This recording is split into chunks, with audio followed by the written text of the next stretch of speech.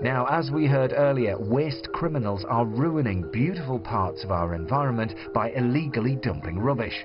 So, what's been done to clean up our countryside? Tom's been finding out. The illegal dumping of waste blights our landscape and threatens our environment. From the farmer suffering frequent fly tipping. It made my blood boil. People can come out into the countryside and simply dump their waste, and to the expense of myself or my employer, you know. To the government agencies spending millions preventing and clearing up mountains of hazardous waste, much of it dumped by organised criminals. We found that because the fish were dying and we traced it upstream. Wow. While some are making big money from this shady business, others are being left to pick up the bill. But the authorities aren't taking the problem lying down. I'm in Carmarthenshire in South Wales, spending time with a group of people who are using technology to fight back against the fly tippers and the waste criminals.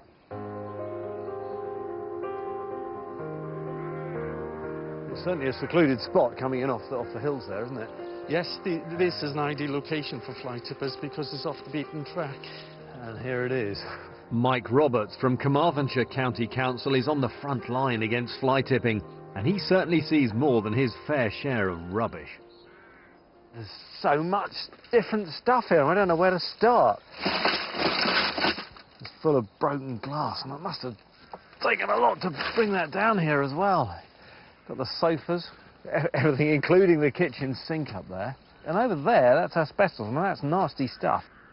Mike works with an organisation called Fly Tipping Action Wales, a collection of local authorities working with people like the police, the Forestry Commission and the NFU to clean up rural Wales.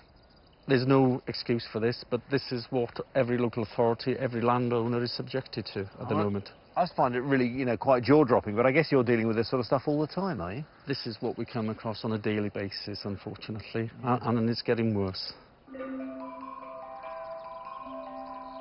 Every year, 42,000 tonnes of illegally dumped waste is reported in Wales, costing the taxpayer £2.1 million to clear up. But Mike and his team are using some pioneering technology to turn the tide. When we arrive on site, put it in camera mode, photograph the evidence. This tracking device records the location of waste sites, then plots a red dot on a map to show the hotspots, and South Wales appears to have a nasty rash. Larger dots indicate there's a higher frequency of fly tipping incidences. Oh, right. So in some of those big ones, that's not just one incident, that could be many in that area. It could be multiple incidences in one location. So that's giving you the sort of the prime sites, isn't it? What do you do with that? The benefits of having a mapping system shows where local authorities have got to put their resources. It'll indicate the level of fly tipping, the type of waste being left, and the frequencies. So rather than just fighting blind, you know where to target your effort, really? And that's where we'll put our resources. Knowing where the criminals might strike is just half the battle. The next step is catching them. These cameras are ideal because they're quite small and can be easily hidden. This particular location has been subject to fly tipping in the past. So as you can see around you, there's various ways in which the cameras can be hidden so that the fly tippers don't know that they're there. Yeah, there's no shortage of undergrowth and brush exactly. to put them in here. There we go. I have a feeling that's definitely not getting my best side if I have one.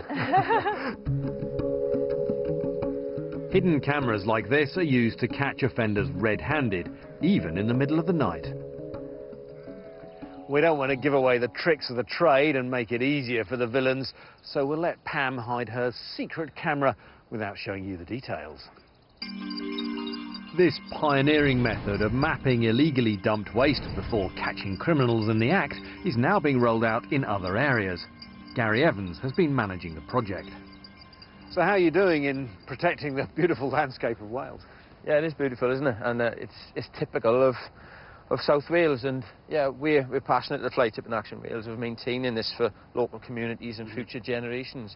There were still 36,000 incidents of fly tipping in Wales last year, and that equates to about 100 every day, and that's far too many when you consider the amount of money that is spent on clearing fly tipping by local authorities.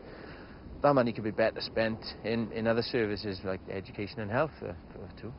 And it's because our countryside is so open and relatively isolated that fly tippers can thrive, but you're saying there's nowhere to hide anymore.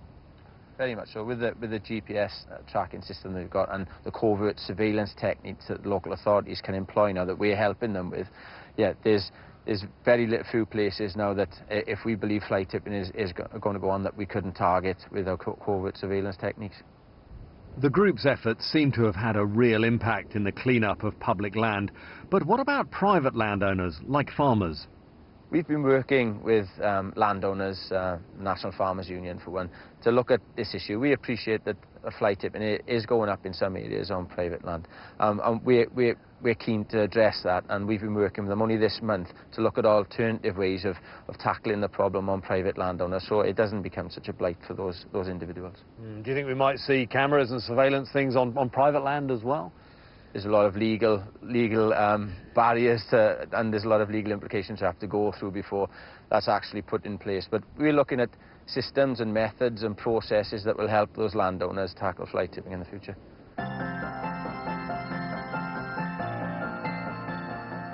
Fly tipping takes advantage of the tranquility and seclusion of the countryside. But if the enthusiastic response we've seen in South Wales spreads across the country, there could be eyes in any hedgerow and fewer places for the waste criminals to hide. And we can all help by checking our own sofas and tellies are being legally disposed of, not ending up ruining the countryside.